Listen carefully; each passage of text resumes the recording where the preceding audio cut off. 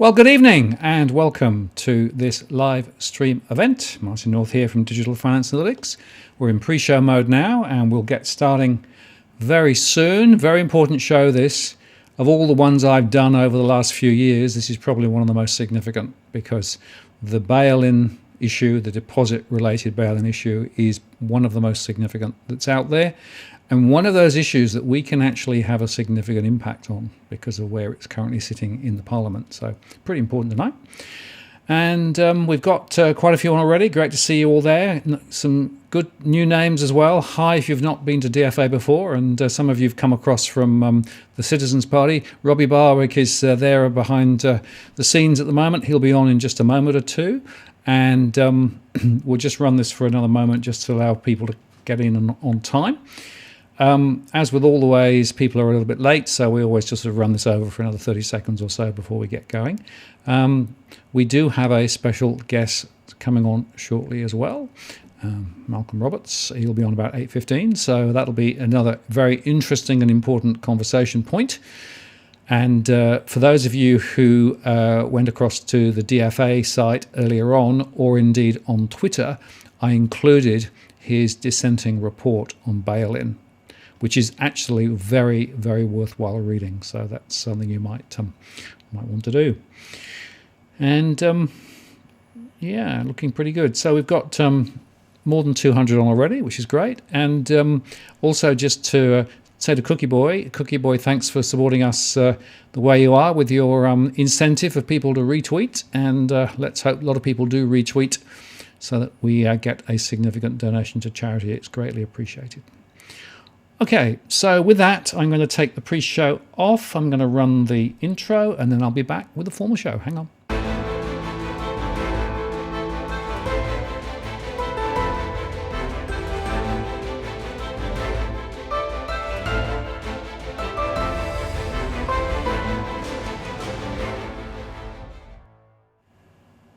Well, good evening, and welcome to this live stream event on the 27th of October, 2020. I'm Martin North from Digital Finance Analytics. Great to have you on board tonight.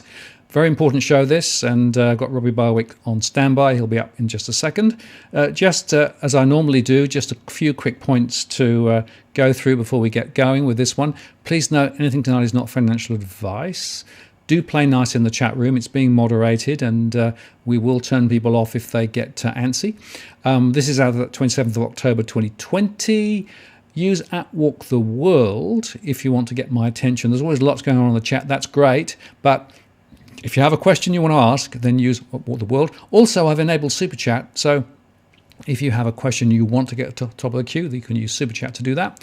Or if you just want to make a donation to help DFA with everything it does, these shows cost to make. So, just consider that as well. But thank you for coming on tonight. And this is probably one of the most significant, important shows that we have ever done. And without further ado, let me bring Robbie Barwick in. If I push that and that. Robbie, hello. Hello, Martin. How you doing? Very good. Yep. So a few people on the chat are saying this is a really important show, and you'd probably agree. Absolutely. What's the date? 27th of October, 2020. We've been at this 7.5 years since the Citizens Party started fighting bail-in the day after the Cyprus bail-in, mate. We were looking for any evidence of it here, and now this is the last month. Now, it may not be over in a month, but we've got an incredible opportunity in a month's time on the 30th of November when Malcolm Roberts' bill is debated. And we need to capitalise on that opportunity because we could make a real difference here. Right, absolutely. And the point there is that this is a live issue, right? So people shouldn't think that this is all just sort of, pre-positioned and it's all sorted.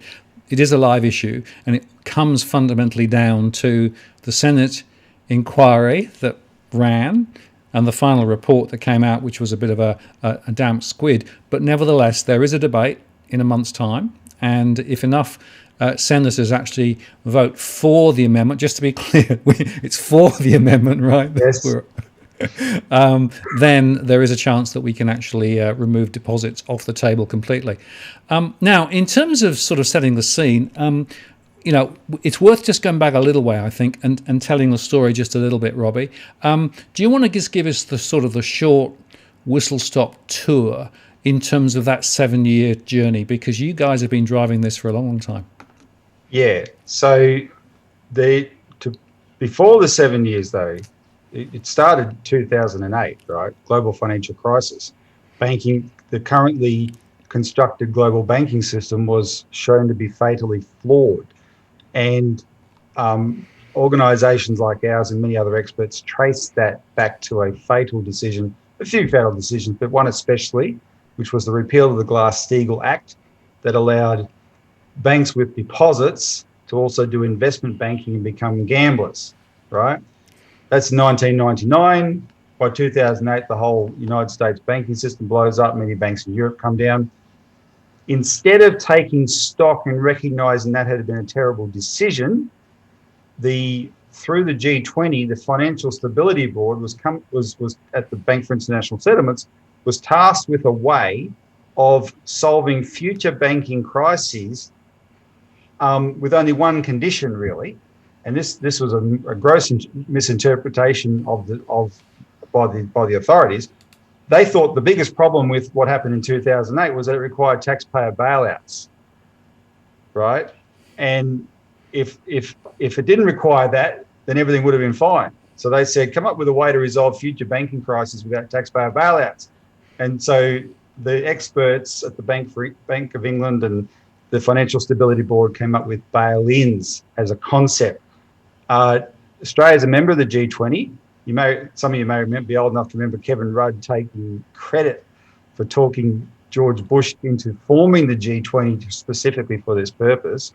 So we're a member of it. In 2011, we and the rest of the G20 endorsed this Financial Stability Board policy, and it was called Key Attributes of Effective Resolution Regime. So that was basically policy, global policy from 2011, endorsed by all the members of the G20, except they then had to take that commitment and translate that into local laws, right? And that's what we're dealing with now. But, so that was late 2011. 2013, that's when the public was introduced through the Cyprus story to this idea, hey, there's a new policy in banking, people. You can have your money taken to prop up a bank. And total shock, global shock at this, including, we were as shocked as anybody. Because we've been fighting for restoring Glass-Steagall as the policy instead, right? In other words, so you can have one or two approach. You can let the banks keep doing the dangerous stuff they're doing and come up with wackier and wackier shock absorbers, which is what bail-in is. You're the shock absorber, right? Or you can you can forbid the banks from doing the crazy stuff that gets them into trouble, which is what Glass-Steagall had done for nearly 70 years, and as a consequence, there were no systemic crises in America. And they'd chosen the other one. So we've been fighting for Glass-Steagall, and we knew that was the right way to go, and instead they did this. We saw it as probably the most immoral policy they could have come up with, really. Put the put the weight of the problem of the banks onto their unsuspecting depositors, right? The most innocent participants in the banking system. A lot of experts agree with us, etc. But it was a month later that we stumbled across the Financial Stability Board reports. This was April 2013. The Financial Stability Board did their it was a report they did basically saying how far have we come in implementing the policy. And they mentioned in there that Australia was one of 6 countries that had bail-in legislation in train. And we monitored that situation. So we knew it had been acknowledged to the Financial Stability Board. We went looking for that legislation ever since. We looked for all evidence of it. We were monitoring this very, very closely. 2017, late on an August Friday afternoon, cold, one of our guys in our office who frankly should have been doing something else, Doug Mitchell, instead he was staring at his computer screen, but he was smart enough to identify, he saw the name of the bill and he identified the bail-in language in the name of the bill. And he forwarded it to me and said, Robbie, is this bail-in? And we got our legal experts on it and said, and what we found, that's the bill we found that had this massive loophole in it, right? That constructing powers for APRA to bail in instruments of a specific type, but then say, or any other instruments. And that's what, that began then, August 2017, a very intense campaign against this law that basically we've waged pretty intensely to this day. I think I got to know you, January, February next year, 2018. You've been highlighting it. John Adams has been highlighting it. A lot more people will come on board. And so where we're at here today is that in February, 27th of February, Malcolm Roberts, who we'll get on in a minute, I'm just up on the corner of my screen here, actually. I've got the feed from Parliament. Malcolm's asking his questions right now. So he'll finish, he has 10 minutes. He'll finish asking those questions of APRA, and he's asking about bail-in and another issue to do with debanking. And then he's going to come to his office and join us for this conversation.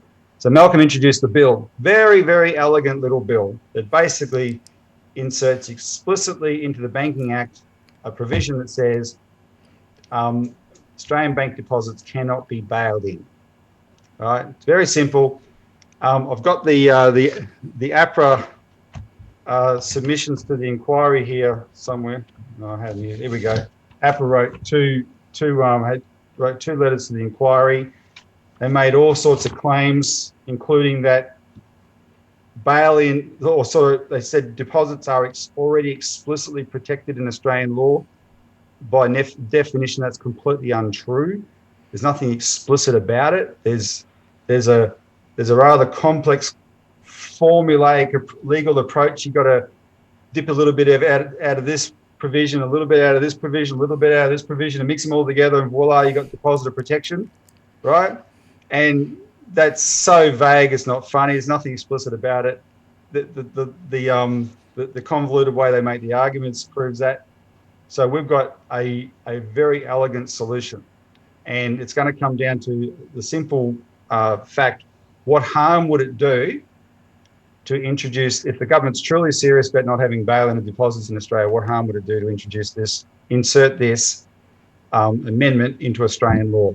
Absolutely none. And it's up to the government to show their true colours on the 30th of November. Yeah, and the point there, Robbie, is I think first, all of those in official positions are saying bail-in is not there, it's never going to happen, blah, blah, blah, right? But then that complex web of different rules and bits of law and everything, it's like a scrambled egg, right?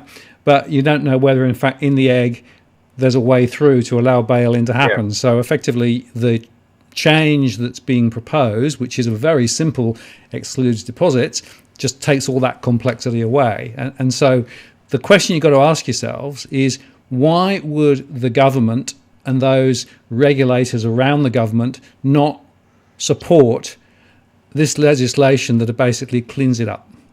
Right? Well, that is the right question, and I think you got figure 5 there, Martin. This jumped out at me. This is the IMF technical note. Hang on, let me just find it. Keep going through. I want people to read this. We'll come back to all these fancy pictures. Oops. Hang on. Sorry, I've lost it.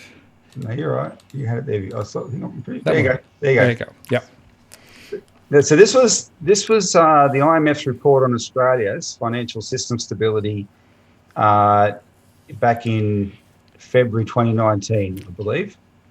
And they're talking about bail-in powers, statutory bail-in powers, etc. But look at that highlighted line. Australia has adopted a cautious public stance on creditor bail-in. And I mean, we take credit for that. I mean, we don't want to be arrogant, but we know how we started hitting Parliament and getting people to hit Parliament demanding answers on this as soon as the Cyprus thing happened, right? And we had the Australian body politic on the back foot on this from the beginning, because what we found out is most other jurisdictions that do have bail-in that applies to deposits, they passed that really soon after 2008, after the Financial Stability Board came up with it, in a way the public didn't know, right? So, for instance, in America, bail-in is in the Dodd-Frank Act that was passed in 2010. That was an 800 pages of act, the Dodd-Frank Act, right? 20,000 pages of documentation attached to it. No one read it, and bail-in's in there, right? Scheduled to the Dodd-Frank Act. Things like that. We saw that everywhere that had bail-in, the public didn't know beforehand it was getting passed. We made sure that was impossible here. And we've had this defensiveness from the government all along. No bail-in. Well, the IMF acknowledged that defensiveness, this cautious stance. And so we just don't trust them, right? They want us, they're saying, trust us. Well, that's crazy. You don't trust them, right? Especially when there's such an obvious solution. And if they're going to circle the wagons and stop Malcolm's bill from passing, well, they're just going to confirm why we don't trust them. And that's what, now so we'll get some insights from Malcolm on this, but I just want to foreshadow that by telling the viewer, what we need to do is get the lower ranking members of Parliament, the backbenchers, who are used to just taking orders from on high and accepting the words of authority, and that make them as demanding of those authorities as we are, because we've given them such an obvious solution, right? So we have to show them just how much public concern there is out there, so that they say to their leadership, Scott Morrison, Albo, why aren't we supporting this? What have we got? What possible reason would there be not to support this? Right, that's the position we want to put him in the next month. Yep. And Robbie, it's worth saying, I think also that around the world there are, as well as the US, a number of other countries. The most obvious and transparent example is actually in New Zealand, right? Yep. Where in fact they've got this open banking resolution.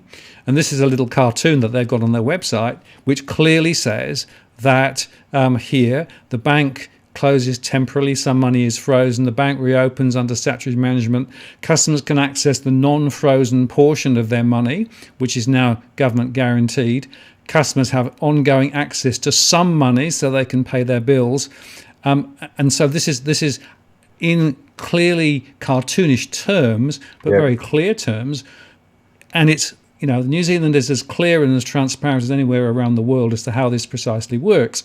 And look at that. Sorry, just look at that last bubble. Yep. Right. The wording is clear. When it's completed, the unused portion of frozen money is returned. In other words, you lose a percentage of your deposit. Capiche? Yep. It's gone. Kaput. Right. That's not guaranteed for the future or whatever. That's just. They're very clear on that there, and their banks are our banks. Exactly. That applies to our banks in New Zealand. And our government say, it doesn't apply here. Well, it just doesn't make much sense. The other point is we should just explain that most of the politicians, when you write them about bail-in, answer in terms of the deposit guarantee, right? As though the deposit guarantee somehow magically solves the bail-in, right? And it's just worth thinking about that for a second, because basically bail-in stops a bank falling over by taking some deposits and converting them to equity to support the bank, right? The government guarantee, the 250k guarantee per brand in Australia for Australian banks, only comes in at the point when the bank has actually fallen over. Right? So every time a politician answers a question on bail-in in terms of the government-backed deposit guarantee, they're obfuscating the issue. They are.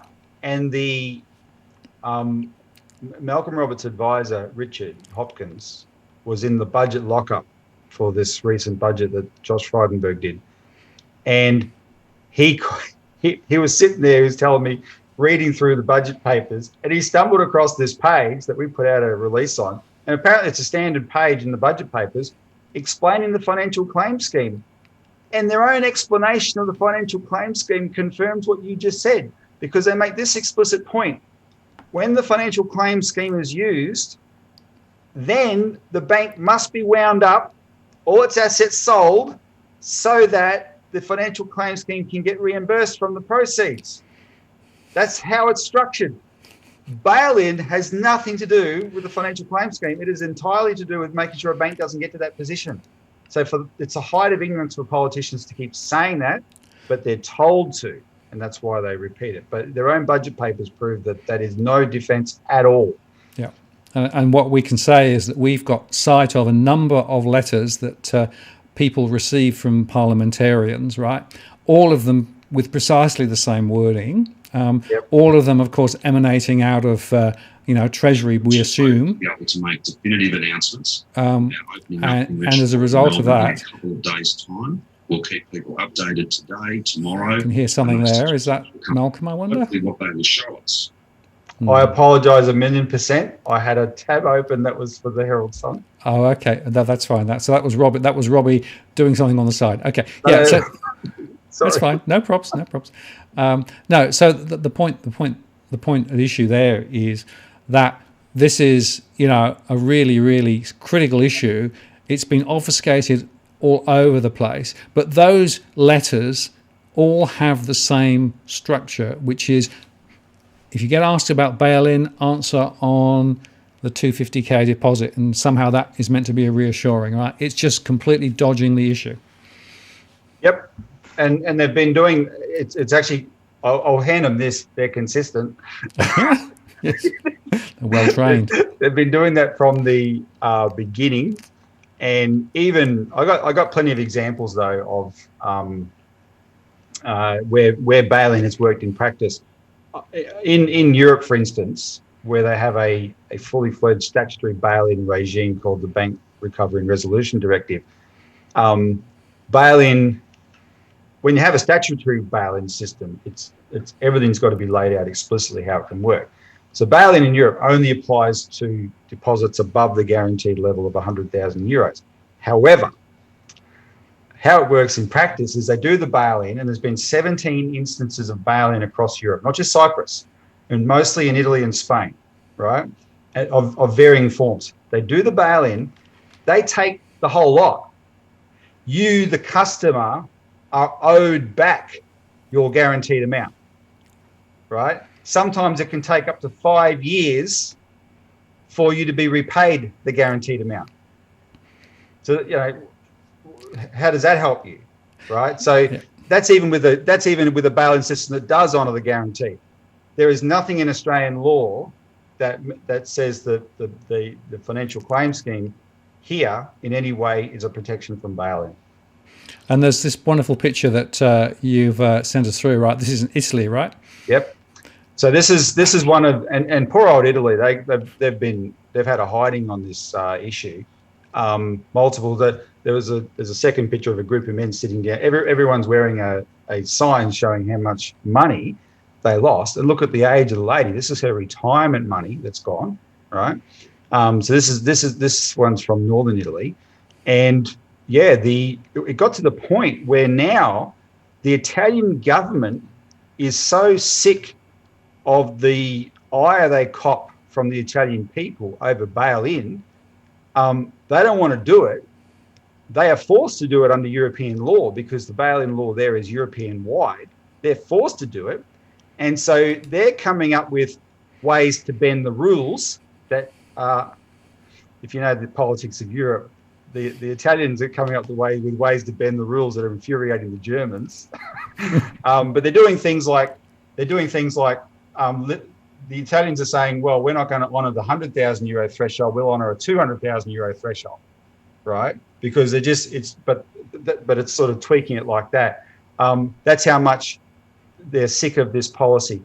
It has not saved the banking system. It's crazy on every front. It destroys confidence in the banks. So then the European Union had to come up with this extra law, which is a preemptive capital freezing for European banks, that the minute the authorities get a sense that they may have to bail in, they'll instantly put a freeze on deposit withdrawals so that the public can't do a run on the bank the minute they get wind there's going to be a problem, because there's been so many bail-ins. As soon as the public hears there's a problem with the bank, they do a run on the bank, more out of worry about bail-in than the solvency of the bank, right? And it's just destroyed confidence. And this is the European experience. That woman was just one of the victims. Yeah, and that is the point, isn't it? If they were to do a deposit bail-in, that would immediately blow up any confidence in the banking system. So for sure. But there are 2 points, Robbie. The first is there a technical feasible path to bail-in, right, in Australia? The answer is yes. We think so. We think. Secondly, are they likely to pull that lever? Well, my own reading is not immediately, but there is always the risk. And if things go more pear-shaped later, and we think about derivatives exposure, and you think about the mortgage exposure, and you think about, the COVID raging still in the Northern Hemisphere. And I know the Reserve Bank's come out today and said, oh, whoopee, we're out of depression, everything's now going to be fine, or recession, whatever, right? That may be a bit optimistic. The point there is we are in very wobbly waters at the moment, very choppy waters. And therefore, there are significant risks in the financial system. So they may be forced to do it. What we're doing is preempting that by saying, take away the theoretical path to enable them to do it. Simple change to the law, right? 3 or 4 words, that's all it's going to take, right? Yep. And it's only reinforcing what the government is saying the intent currently is anyway. So why wouldn't you make that change? Exactly. If we're saying, if you put your money where your mouth is, don't give us reassurances in politician letters, put it in the law. That's the only place it matters, put it in the law. This is dealing with the legal risk, right? Not the likelihood. The likelihood isn't a whole other matter. I will say a few things about that though. A lot of people think that, well, ultimately it'll come down to a political decision, and any government would be really concerned about going down this path because it's going to be unpopular, like the Italians have definitely discovered. Well, one of the power they passed is not a government power, it's APRA's power.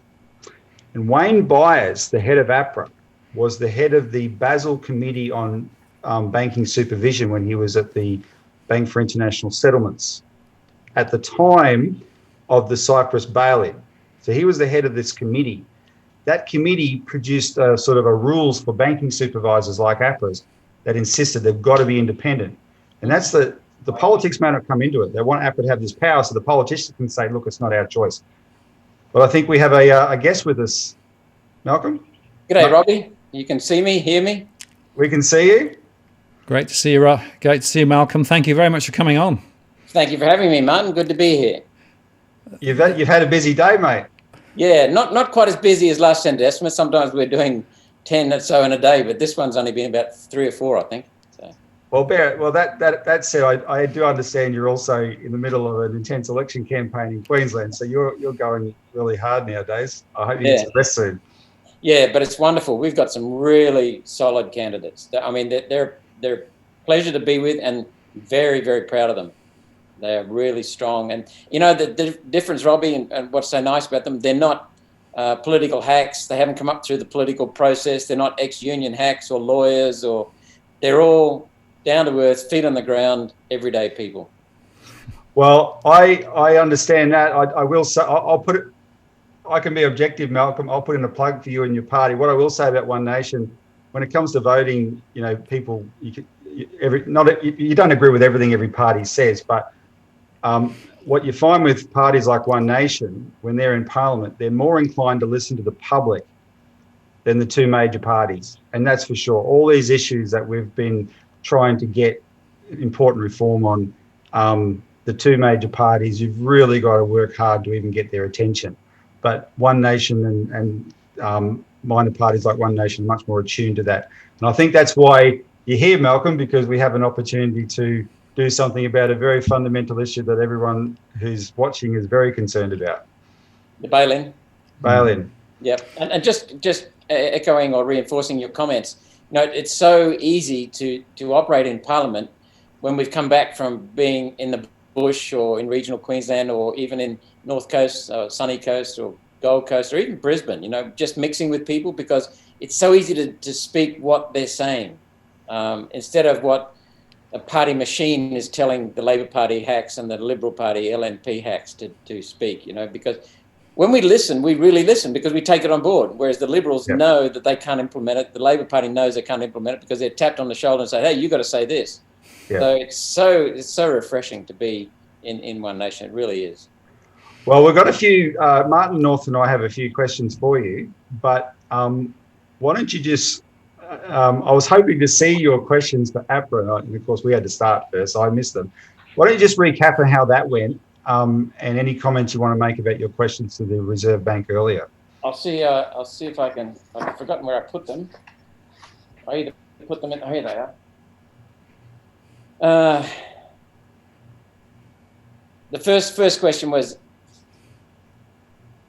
I paraphrase what they said about APRA does not have the power to direct. This is what they said earlier on in their submission to the inquiry into our bank anti-bail-in bill. Said APRA does not have the power to direct authorised deposit-taking institutions, that's banks, etc., to bail in a deposit, because that would be inconsistent with the objects of the Banking Act, particularly the paramount objective of protecting depositors.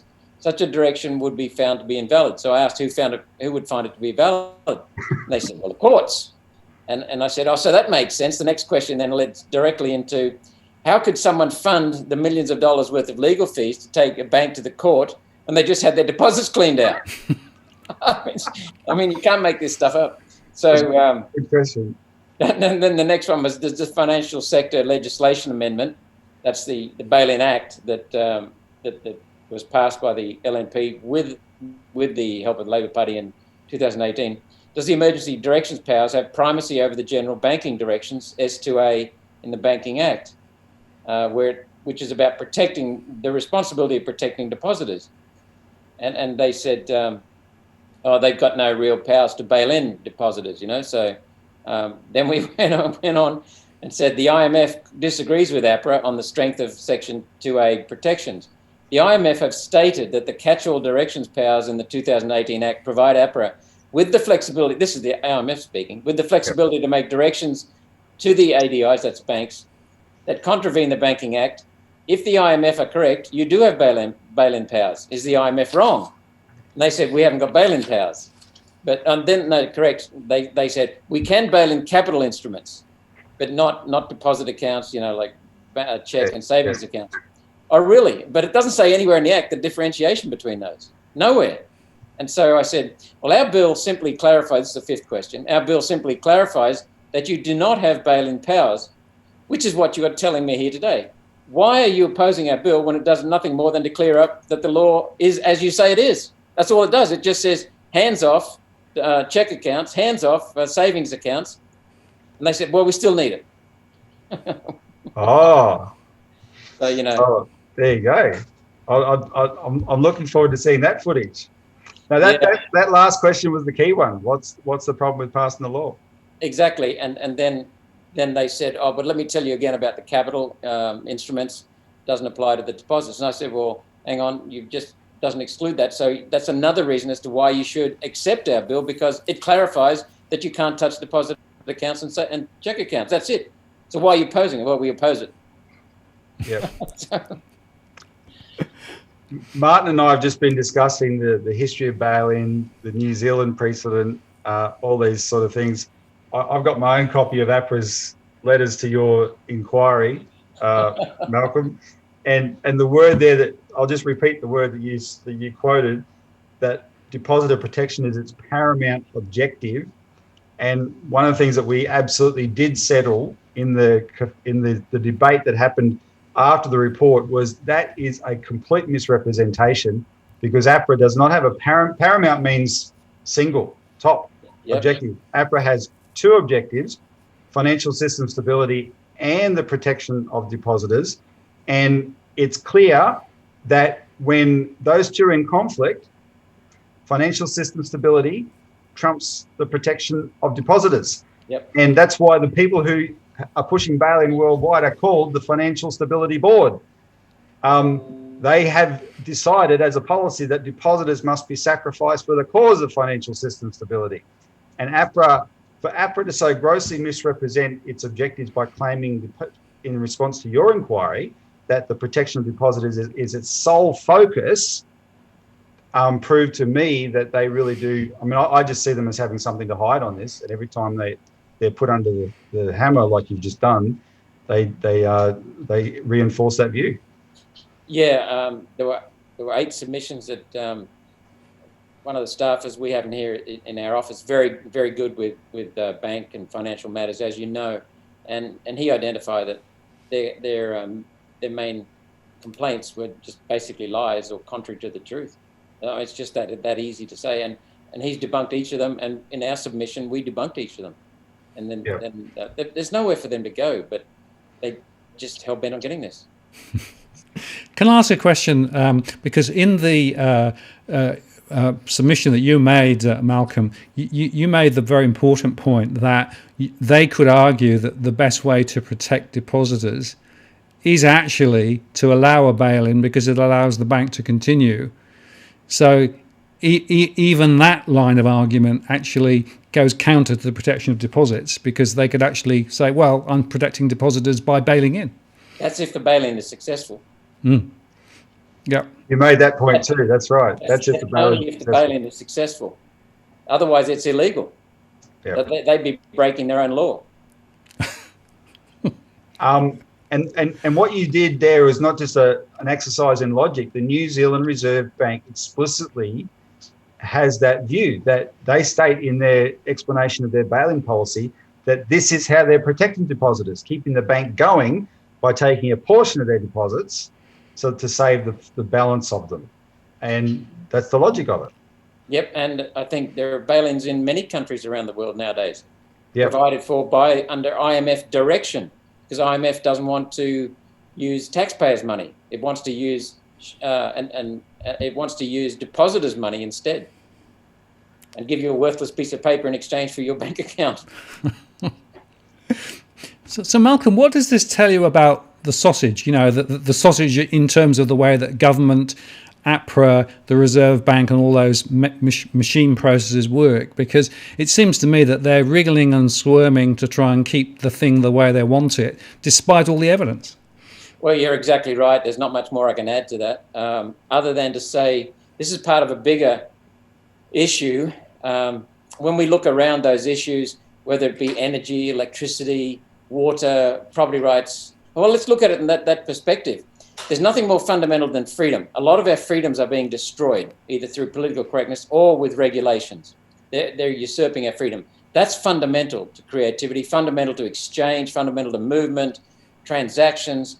So that's being destroyed. The next, apart from freedom, the most important thing then is secure property rights. They've been smashed in this country. Farmers are now having very little, if any, control over the land they bought and they own. That's a violation of property rights. And it was the Liberals who started that under John Howard's government, and in an agreement with Rob Borbidge, the National Party. So the first one, property rights, has been smashed. The second one, you have to have access to water. And that's been cruel. I mean, they've even taken water access off the landowner. It's now the water access is owned in some cases by foreign bodies in Canada, in Geneva, New York, superannuation funds overseas, and the farmers can't get it, and that's driving the price up. So we can't get access to water. And then the third one, and this is arguably, apart from property rights, the most important, because the history of the development of our world, and you think about it, 200 years ago, the way we live today could not have been imagined. No one would have even foresawn it. We've seen a huge exponential increase in living standards, in longevity of lifespan, in ease, in comfort and security, safety. And we have so many options now. A king 200 years ago would not be living as well or as long as someone on welfare today. And yet the thing that drove that was ever decreasing prices of electricity, relentless decreasing of energy, because energy is the productivity multiplier. When you increase productivity, you increase wealth and prosperity. That enables us to take care of the environment. The environment is far better shape now than it has been for a century. And so what we're doing is we're reversing all of these essential traits, and they're being replaced. They're being destroyed with no data underpinning it. And sometimes the data shows the opposite of what is needed. The property rights theft, the energy theft, the data shows there's no need for that. And so what I'm saying is the far bigger problem, Martin, is the fact that government, Labor and Liberal and National Party and Greens, are making decisions based on ideology, emotion, fear, and they're not making decisions based on data. And there's only one way that will lead, and that's downhill for us. That's why our society is starting to crumble materially, and that means eventually it'll crumble in other ways as well.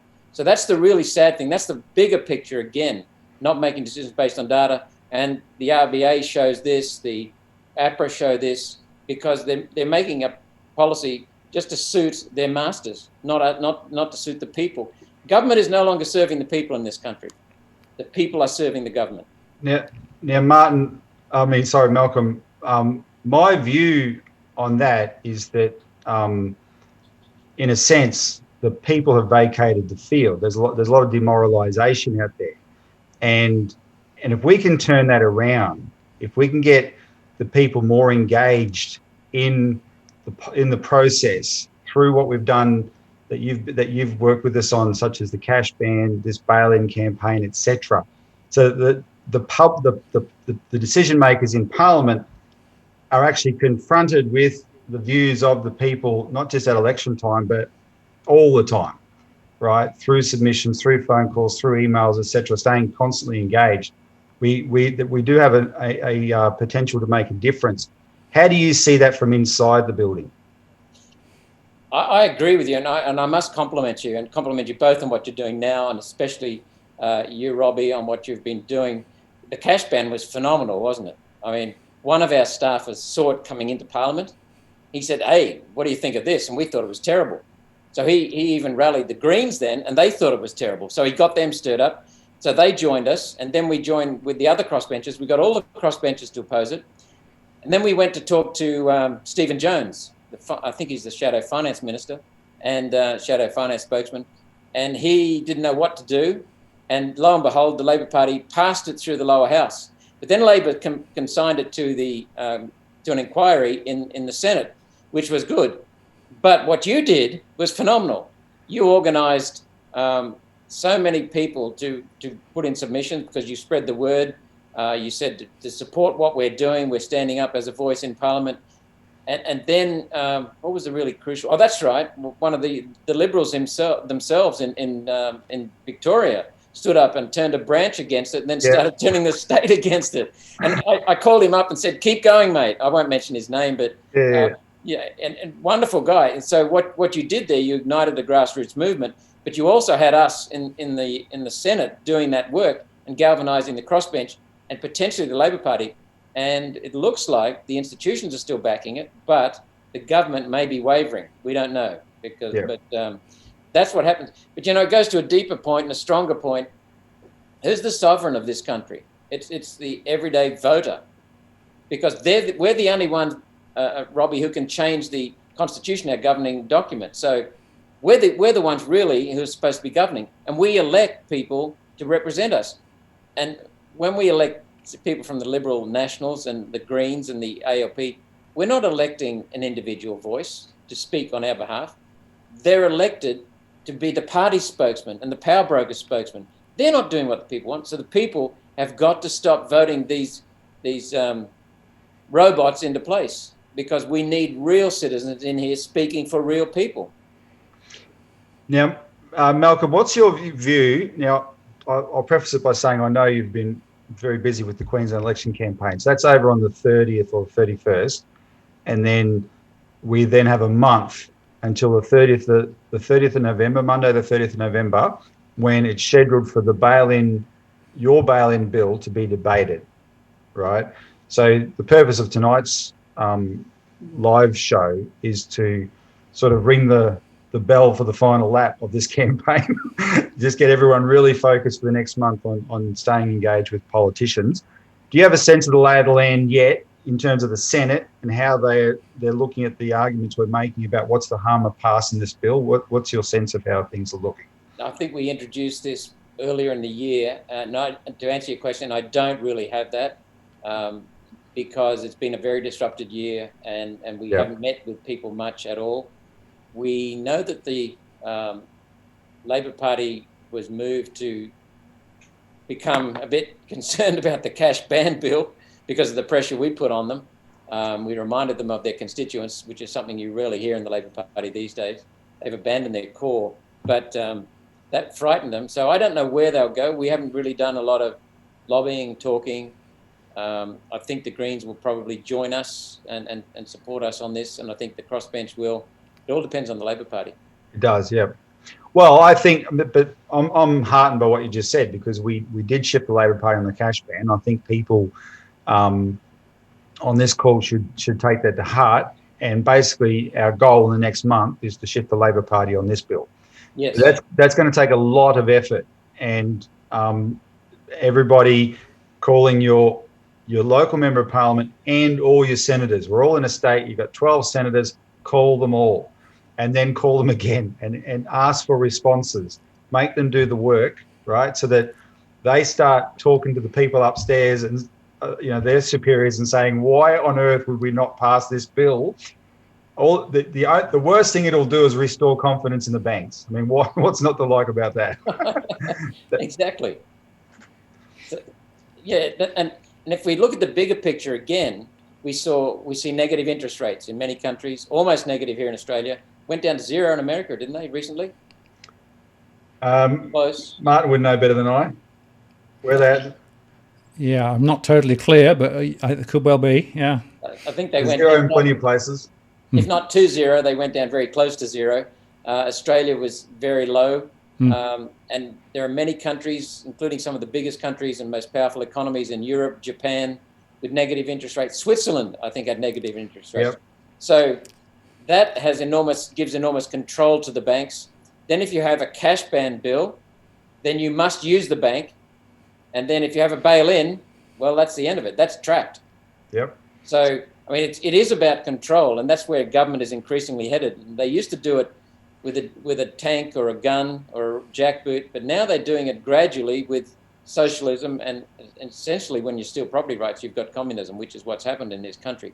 We're still socialist, sadly. We need to get back to being free again, but it really is about control. And government is working for vested interests in this country, very powerful vested interests. There's no conspiracy here. Everyone can see it. When you see so many of these instruments going through this parliament, you look at the Labor Party and the Liberal Party and the Nationals, they collude to whip through anything to do with the IMF, most things to do with the banks. They stall on doing anything against the banks.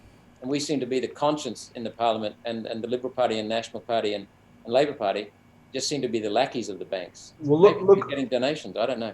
Yeah, look at the lowered lending standards announcement the other week. I mean, the Royal Commission may as well not have happened for them to make that announcement. You were involved in Senate inquiries before the Royal Commission into exactly the consequences of bank lending, and the government's just thrown out any kind of sense of learning a lesson from the Royal Commission experience. Say, no, go your hardest, boys. I mean, how crazy is that? And does Labor look like they're even going to oppose that? Well, you look at the banking code, as you know. Our office is the one that's held that under the spotlight and said, what's going on here? You haven't approved the banking code. You haven't regulated it, and yet it's existing. And then they're trying to change an instrument that's not even existing. I mean, it's just making this stuff up. And then the COVID comes along and they make changes to it. They're not approved some of those changes as well. So the banks are a law unto themselves, and they work through the parliament. and Scott Morrison as Treasurer said 26 times, wasn't it? There will be no Royal Commission into the financial services sector. And the Prime Minister at the time, Malcolm Turnbull, said 16 times, there'll be no Royal Commission into the financial sector. Pauline got a Senate Select inquiry into lending to primary production customers. And as you know, we went out into the bush, encouraged submissions. They came in. We then used those submissions to go back into the bush. We went the day before we held hearings. We held hearings first in the bush, Charters Towers, Roma, Perth, to look after the Western Australians. And then we went out, myself and people from Pauline's office and my office, and we went out and we listened to the farmers and coached them on how to deliver the core messages in their inquiries. And we got so much information, Robbie. It was so rich. And then we said, right, banks, Sydney. And I don't know that much about banks, but with the data we have, it was easy to hold them accountable and to really grill and make the Australian Banking Association chief executive, who's a pretty slick customer, Anna Bligh. It was easy to make her uncomfortable because we had all the facts. Yep. And then we held the insolvency practitioners accountable and administrators. And, there's clear conflicts of interest that we just asked some of them, and they said, yes, they are in conflict of interest with the banks. And so we had all of this come out, and then we were about to present it, and the committee agreed, the inquiry agreed to have a recommendation to have a Royal Commission. And we believe that some of the Nationals then went to the Prime Minister and said, you must have a Royal Commission because we're going to announce it. And so out came the announcement for a Royal Commission just a couple of days before Pauline's report was to be report was to come through. And so that recommendation was taken away out of our report by Pauline because we didn't need it because they agreed to a Royal Commission. So that's how a party that's got a bit of energy and a bit of grunt can actually change the schedule. But now what we've got to do is we've got to, we changed the Prime Minister, we changed the Treasurer, we changed the Liberal National Party government position on a Financial Services Royal Commission. And now what we've got to do is hold them accountable to make sure they implement the damn recommendations. I think that's the key thing because people can't, it's easy to get cynical when you see such a shameless policy like, we're going to lower lending standards. You think, well, what's been the point? But no, the fight's never over. But you do achieve these things. I'm glad you recapped on that. You do achieve these things, right? That was not the banks wanting a Royal Commission. It wasn't the government wanting a Royal Commission. It was forced on them, right? That's correct. And we can do that with other things in this area, force it on them, but it takes enormous effort. And it takes good people, and we've got some very, very good staff in our group. In fact, every one of them is fabulous in our two offices, Pauline's office and my office. They really punch above their weight. We are just blessed with really decent people. And the thing I love, Robbie, is that they're not committed to me as much as they're committed to Australia. They can see that we're the last hope. And I'm not saying that with any chest puffing or thumping. I can honestly see that. If it wasn't for us, we have held the line on so many areas. And it's very proud and thrilling to do that. But we've got to get more people from One Nation into the everyday people into the Parliament. Martin, sorry to hold the conversation. I just wanted to raise one more thing with Malcolm, and it's for the sake of the viewer. A new issue has sort of emerged this year to do with the banking system, which is this policy of debanking or a power of debanking that the banks have. They're using it like crazy. A couple of people we know have been victims of debanking. The banks are using anti-money laundering concerns to target businesses in the cash economy, but all those businesses are in one way or another in competition with the banking system. Right. They're getting debanked. So obviously you're aware of this, Malcolm? Yes, I am. And again, we've got a fabulous member of staff who's right across these financial areas. And so he pointed out, these are the questions that I've just been asking. He pointed out, gave me a question that said, what about this particular institution? It's been debanked, and it's a direct competitor to the banks. Yeah. And then with ASIC, I think that's right. With ASIC, we asked the question, well, there's another supposed competitor here that's been bought by Westpac to expand Westpac's reach.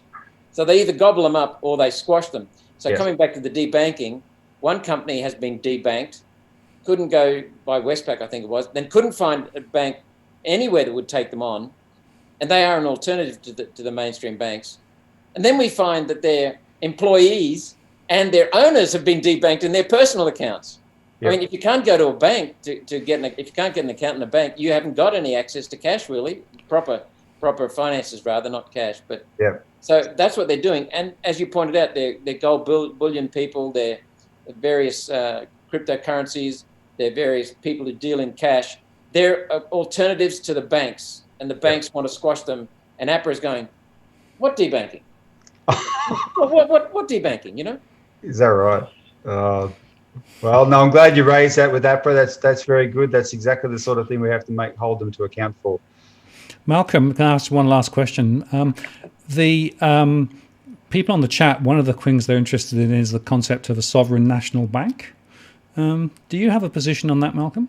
What do you mean by a sovereign national bank? A people's bank? A government-owned bank? Government that works for the people? Yeah. We're very keen to have that. Very, very keen. We always have been. Pauline has been for many years. Ever since I started digging into the climate scam and realizing what was driving it, who are the main beneficiaries financially? The people who would benefit from carbon dioxide trading, that is trading nothing, are the major banks, the globalist banks. So what we believe is that a people's bank is vital, and that's what we're working on. And if you look at history, Australia took off when we had the Commonwealth Bank in its original form as a people's bank.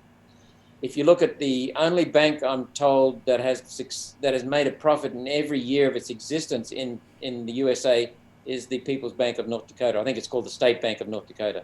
Yep. And that has kept that state vibrant because it lends to farmers, it lends to small businessmen. I think it even lends to individuals.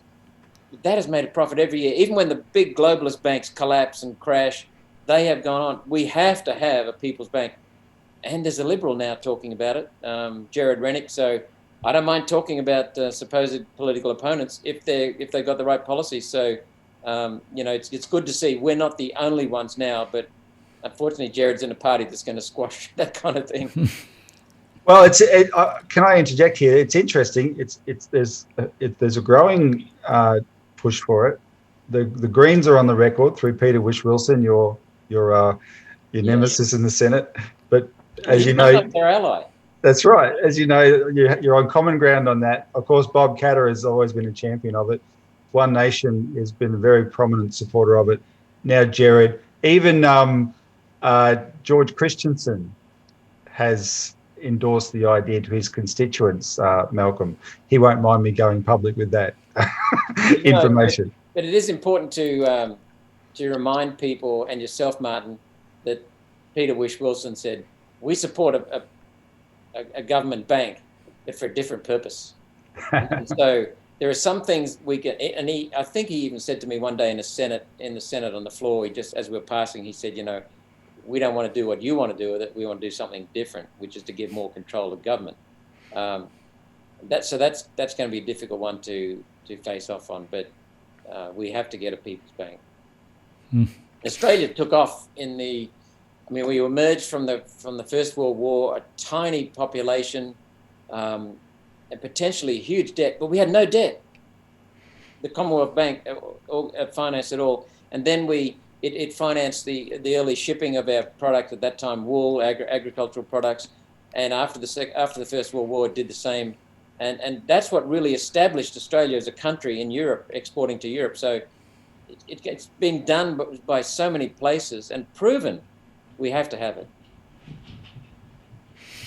Well, Malcolm, I really appreciate your time tonight. That's been very valuable. Thank you very much for sharing your thoughts with the group here. More than 700 on at the moment, and more people will watch it post. We'll obviously continue to encourage them to express, the support for the change that is in the Senate, and when it's voted at the end of November, let's see how it transpires. Thank you very much, Martin, for what you're doing, and same with you, Robbie. Thank you very much for working for the people. Good luck for Saturday, Malcolm. Thank you, Robbie. Thanks, Martin. Good night. Thank you. Good night.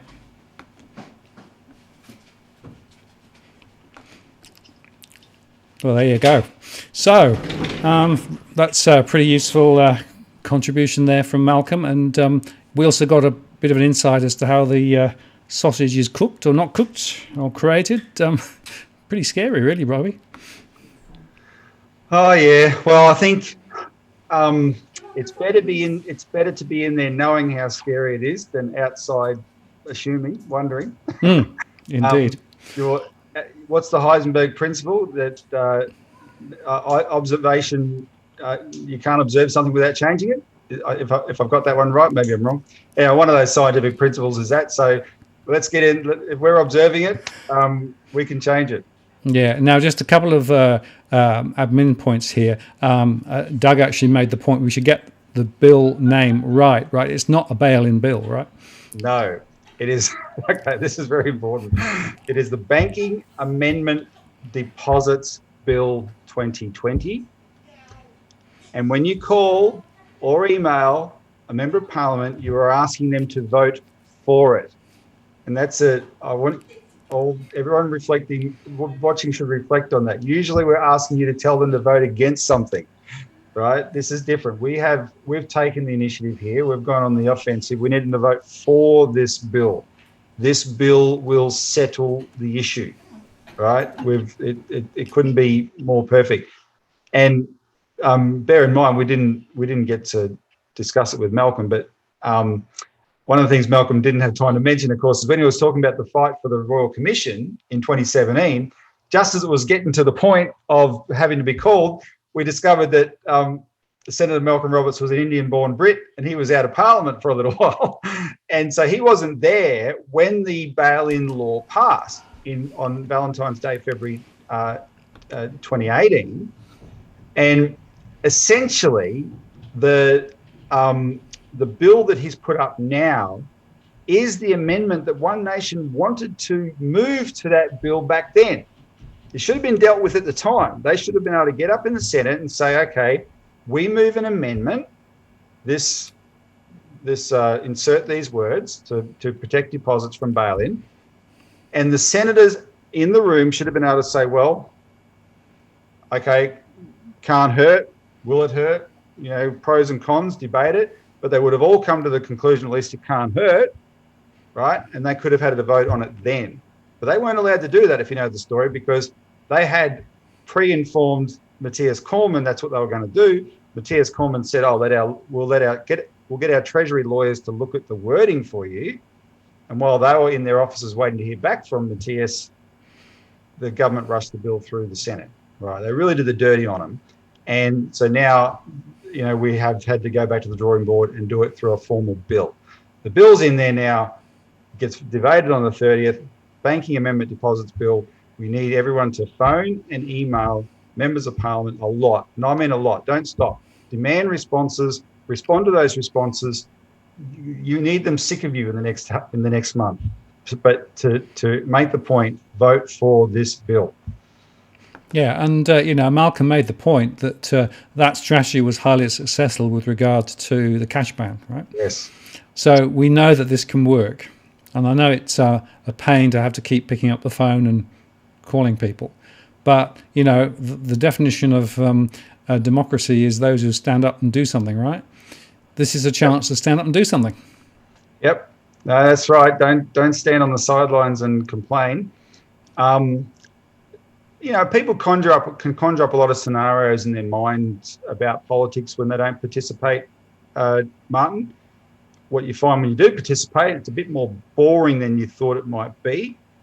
But you actually, if you're consistent, right? If you don't take no for an answer, if you keep going and keep going in there, keep going back and going back, you will be noticed. And you can start to have an influence. And so that's what Malcolm has confirmed, that definitely has happened on the cash ban. It's no small thing to change the position of the Labor Party. And we did that. Now we need to do that again in the next month. Yep. And, it's often incremental steps, one by one, that takes you to somewhere where you want to get to. And it's just worth reflecting, Robbie, isn't there, that if you think of the international forces from the IMF and the Bank for International Settlements and all the central banks, right, there's a a set of coordination, at very least, some would say more than that, right?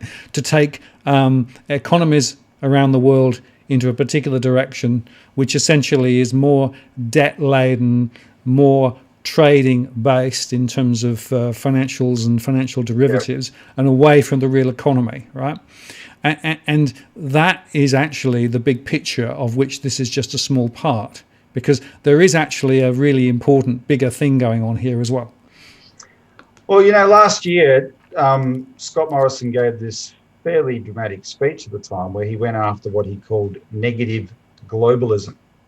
And he was talking about a lot of those things that, whether it be on any given subject, there's often a global position, a global or a cited global consensus. The thing he specifically omitted to mention is the most obvious version of negative globalism, which is the global banking system. That is where there's more dictation. Australia is being more consistently dictated to on a daily basis through global banking institutions than in any other way. And it's not because we've been conquered, it's because we surrendered through an ideology. We gave independence to the Reserve Bank, we gave independence to APRA, and by default, they're no longer really in practice accountable to the Australian people through the Parliament. They orient to the IMF and the Bank for International Settlements. And through the Bank for International Settlements, what they're actually orienting to is the club of the world's most powerful central banks, right, that are writing their own rules. And I think all governments sort of assume that this is some kind of global authority they've got to bow down to. No, they give them that authority by just vacating the field and say, oh, well, it's your responsibility. And I've had that on, firsthand, a politician telling me he went to see Scott Morrison about something that was APRA was doing wrong a couple of years ago, and Scott Morrison said, that's not our responsibility, that's APRA's. And this politician was shocked because he thought, well, we're the elected government, surely everything is our responsibility. But no, that's not how the government thinks. Oh, the banking system, that's they can take care of that. Well, that banking system is self-organising, and they're trying to keep a failed system going.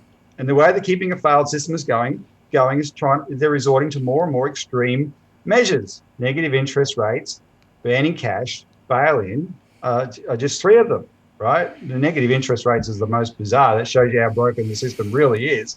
But to make all these things work, they've got to get more and more extreme, and they're pushing the levers that they've got to the limit, etc. And it's crazy, right? It's absolutely crazy. So one of the things we'll achieve, apart from protecting our deposits in law, is we take away these avenues, and there will be a crisis, but there already is a crisis. We need a crisis where the elected governments step up and say, we're responsible for doing something to actually fix this, right? Force a change, fix the system, reorganise the banks, sort them out. Don't just keep adding more crazy and crazier policies to prop them up further. And that's what we can achieve with this policy. Yeah, and that's really the point, isn't it? Again, one step at a time, but actually part of a bigger picture. And, a few people have been asking about, how do they get in contact with senators, and, should they use Twitter or what? What's your view there, Robbie, as to the most effective way of actually having an influence? All right, let me be blunt. Only because we've got a month to go. If we had more than a month, I think I'd encourage a wider, array of options. With a month to go, let's pretend this is 1960 and the only technology you got is your phone. Very well. Because there's nothing, it hasn't been improved upon since Alexander Graham Bell. Let me say that. The voice over the phone that senator's staffer has to take, that call from you, is incredibly powerful. So what I suggest you do, though, is use your email to send, a message. One of the things, I don't know if people have seen, the Citizens Party produced a 2.5 or 2.25 minute ad on bail-in, fronted by yours truly. And we're actually doing that we've done this for this campaign because we're advertising it on Google and through those methods to get more people involved. we're encouraging people to email the ad to members of parliament. Some people have been playing it to them, to senators, staffers down the phone, because in 2 minutes I explain the whole thing, right? And people have been listening. But anyway, or you can just listen to it yourself and say, I can repeat that, something like that. But you don't even have to. See, if you want to do that, you can do that. But all you have to do is say, I'm a constituent. I'm calling to tell you I want you to vote for the Banking Amendment Deposits Bill 2020 on the 30th of November, right? That's all you got to do. But they start getting a lot of calls like that, it'll make a difference. Now, people here who've been part of the cash ban campaign may remember a couple of times when Martin, you and I got together and put out the call, quick, hit the phones, and it worked. Right, we got instant feedback. Right, people were being drowned with phone calls from constituents all around Australia, and it worked. So we need to do that this month. So that's the number one thing. Yes, use your email, but please follow it up with a phone call. Now, so you get the if you've all got a computer, you go to the Parliament website, which is aph.gov.au, and you'll see on there they have contact details. In fact. Right at the top, they have a menu, a horizontal menu, and the third item is senators and members. And that's what you need to go to find the senators for your state. And the important thing is to call the senators. I would also call your local federal member for your electorate, but unless you're in the ACT or Northern Territory, you've got 12 senators. Please call them all 12 in the next month. If they get calls from thousands of people the next month, they'll know about it, right? And what will happen is they'll have caucus meetings before this debate. In those caucus meetings, we want those backbenchers to be saying to Scott Morrison and Albo, why on earth wouldn't we pass this bill? What's the problem, right? What do you got to hide? We're sick of all these calls, but that's what'll make them do that. Yeah, it is, being a bit of an irritation, right? And basically making sure that people understand that there is, a degree of concern in the community, right? And that it's an informed concern, right? And it's not going to be fobbed off with 250k deposit guarantee answers, right? But right. It really is a very simple thing. Vote for the amendment in the Senate. It's that simple. Yep. So now, some people, if you haven't done this before, it's natural to be nervous. Work through that. Once you do it the first time, though, you'll realise.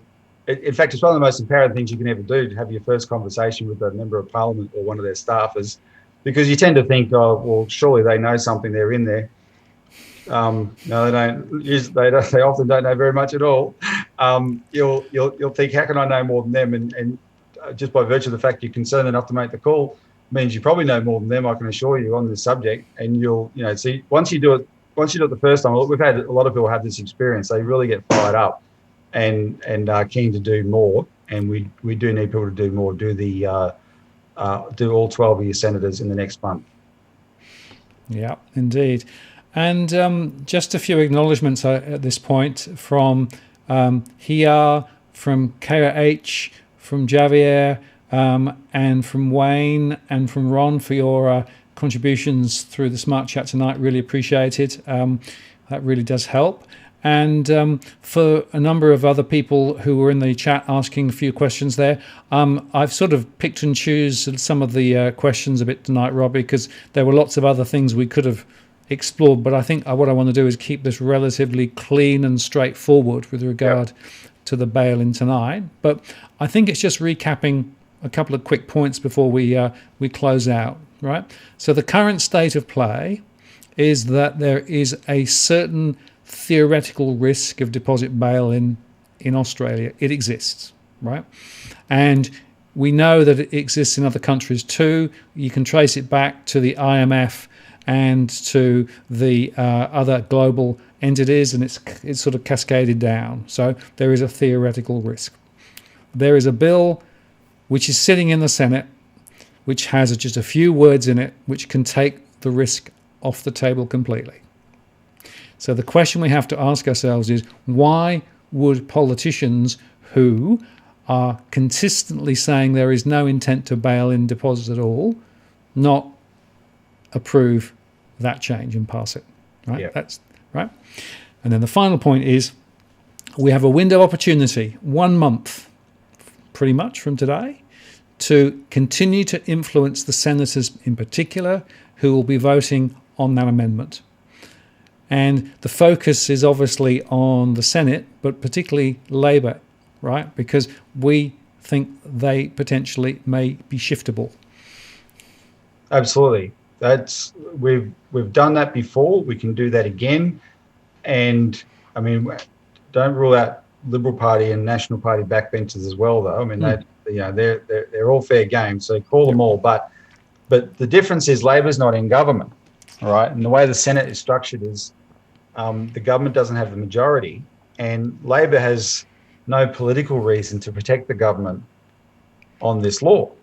They don't have one. Now, Labor, though, I don't want to overstate it, Labor does have their own, because they're a major party, they do have their own orientation to the IMF BIS global system, right? So, but they also claim, like the government, that there's no intention to bail in deposits. They send pretty identical letters, frankly, to the government members, right? All citing the same thing. But the fact that they don't have a political reason to protect the government is what gives us a possibility here. And if Labor aligns with the Greens and One Nation and the other crossbenchers to vote no, we can stop this, right? So this is an incredible opportunity. But people need to be don't think this is a pass and a prayer. Look at what we've done. Look at what we can do with the effort, but you've got to make the effort. So those calls are important. So I'm putting out ring the bell, final lap. We've got a month to go. Go like the clapper. The calls you make this month will make a huge difference. And I will just add one other thing, Robbie, that John Adams did a show with myself on Interest of the People some time ago, pointing to the fact that, in fact, there was a deposit bail-in the 1890s in Australia. Yep. In fact, the first bail-in in the world, right? We probably gave them the idea. Well, it was actually... wasn't government inspired, it was actually bank inspired. But not only is there a theoretical risk, right, but it has actually happened in the past already, right? Yep. And whether in fact they would ever do something, right, well, you might think that APRA probably wouldn't, but then the key point there is they are driven by financial stability, and if they think that financial stability can be protected further and buttressed by converting deposits into equity in the banks so that the banks continue, whatever the cost, that's what they'll do. So there is a theoretical and there is also the risk of practical. So this is not just a nonsensical, angels on the head of a pin. Exactly. This has real bite. And I've got a mental image I want to put in people's minds. If you ever read any sort of account of the 2008 financial crisis, the definitive moment was when the US Treasury Secretary literally got down on his knee in front of Nancy Pelosi and begged her for the $700 billion TARP bailout. He begged her because the expectation was without that action, the whole world system's coming down, right? Those scenarios can happen. And that's this kind of scenario in which the people making decisions are going to be less worried. If there's not something in there to explicitly forbid them from doing it, they're going to be less worried under those circumstances about your feelings, the political consequences, right, than they will about this sense of, if we don't do something this extreme, this could bring down the whole system. Now, the point is there's always an option that you don't have to do the other way. You can take the banks in hand and reorganize them and do whatever. That's, we need to force a better option on the government, but we need to take this one away now and do it explicitly through this provision. So keep that mental image in your head.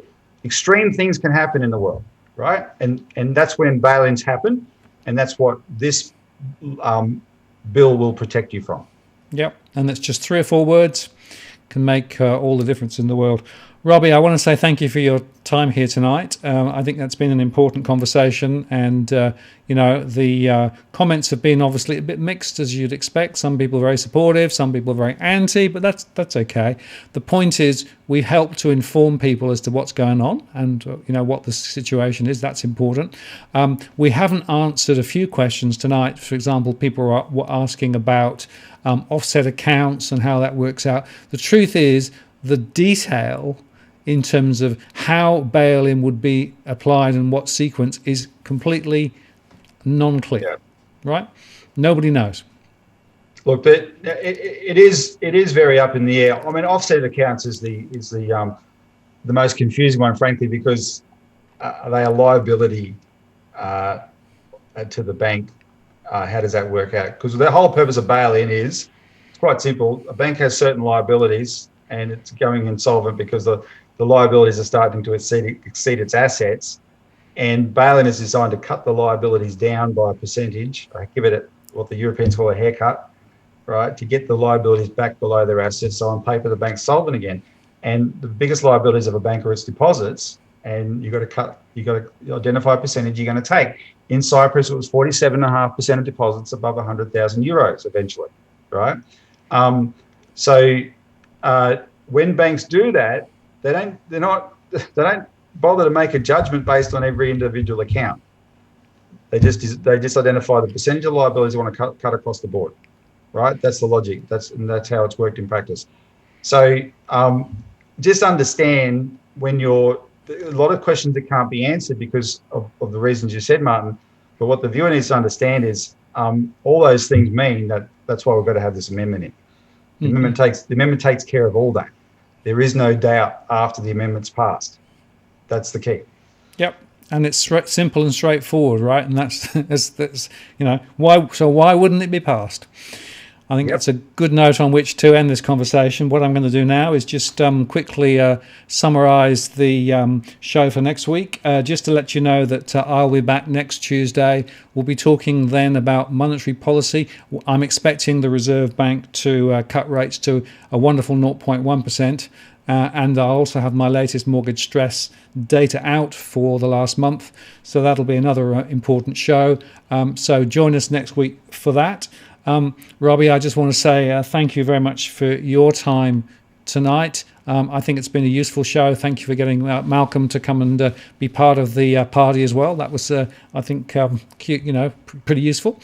Oh, yeah. Well, and Martin, let me say thank you. I mean, it was fate that brought us together in January 2018. I remember someone sent me a link to your show and you were talking about bail-in. You're the first person I saw talking about it other than us ever.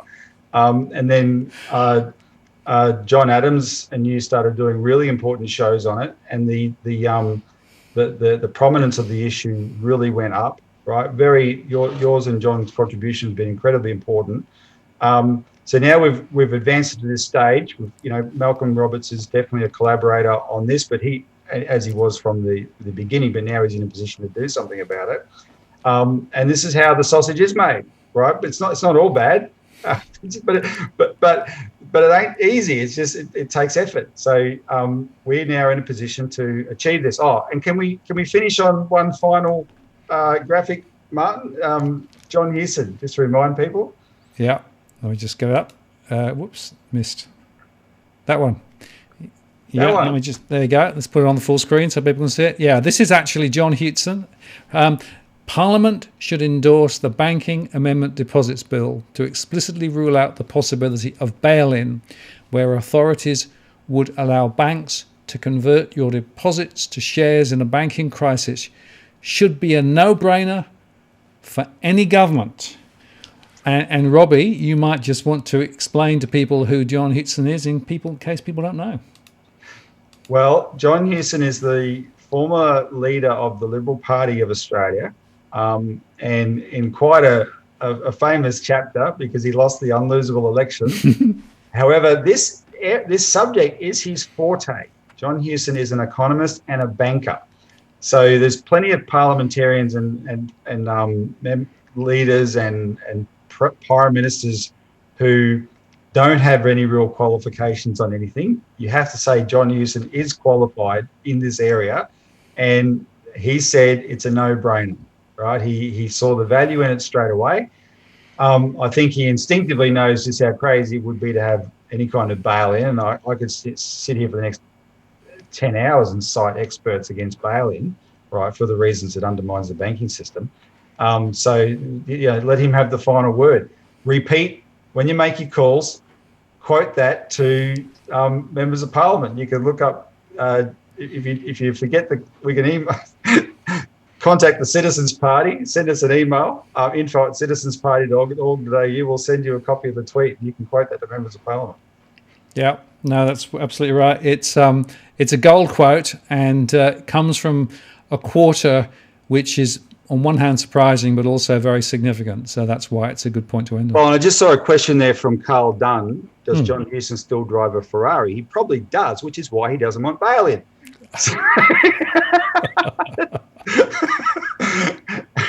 That's where he's coming from. I'm sure we all have our own version, right? So let's fight it. Robbie, thank you very much. Appreciate that. Take care. And I'm sure we'll be chatting again. Perhaps we'll do an update, not maybe as a live, but an update show in 2 or 3 weeks, and just tell people how things are travelling, because this is going to be important. All right. So hit the phones, people. Got a month. Hit them hard. See you, Martin. Thanks, Robbie. Okay, and thank you very much for everybody watching the show tonight. Thanks, Cookie Boy, for your contribution there, and your donation to charity. Really appreciate it. And we'll see you again next week. This is Martin North from Digital Finance Analytics, signing off. See you next time.